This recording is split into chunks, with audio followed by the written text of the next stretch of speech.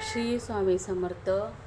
सर्वांना शुभ गुरुवार. येत्या गुरुवारी म्हणजे आज मंगळवार आहे, उद्या बुधवार आणि परवा गुरुवार आहे. तर गुरुवारी आपली एकादशी आहे.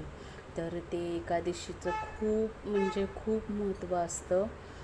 तर ज्यांना कुणाला संतान प्राप्ती होत नाही किंवा आपल्याला छोट्या मोठ्या गोष्टींना अडचण येते, आपण एखादं घर घेतो, होत नाही, आपलं कुठलं काम होत नाही, तर त्याच्यावरती सर्वांवरती एकच उपाय म्हणजे श्रीमत संक्षिप्त भागवत ह्याचं एकादशीच्या दिवशी वाचन करायचं. आणि ते आपल्याला दिंडोरी प्रणीत जिथे कुठे केंद्र असेल तिथे तो तुम्हाला ग्रंथ मिळून जाईल.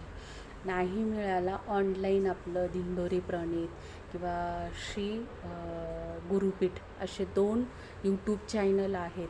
तर त्या यूट्यूब चॅनलवरती पण ते 1-1.5 तासाचं श्रवण करू शकता किंवा त्याच्यावरती तुम्ही डाउनलोड करून वाचन करू शकता.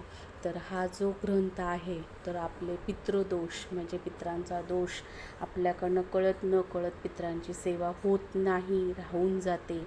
म्हणजे ते आपण रेग्युलर करत नाही तर आपल्याला तो पितृदोष लागतो. तर त्याच्यामुळं तो पितृदोष नाहीसा करण्यासाठी किंवा पितृदोषाची जी काही पावर आहे किंवा जी काही आपल्यावरती संकट येतात ते आपण दुरुस्त करण्यासाठी किंवा ते संकट नाहीसे करण्यासाठी आपण श्रीमद भागवतचं पठण करावं. आणि हे कुठे मिळेल ते तुम्हाला समजलंच असेल मला काय बोलायचं ते. दुसरी गोष्ट, ज्यांना कुणाला संतान प्राप्ती होत नाही त्या सेवेकऱ्यांनी, मी हे तुम्हाला रिपीट सांगते कारण तसे प्रश्न केंद्रामध्ये येतात.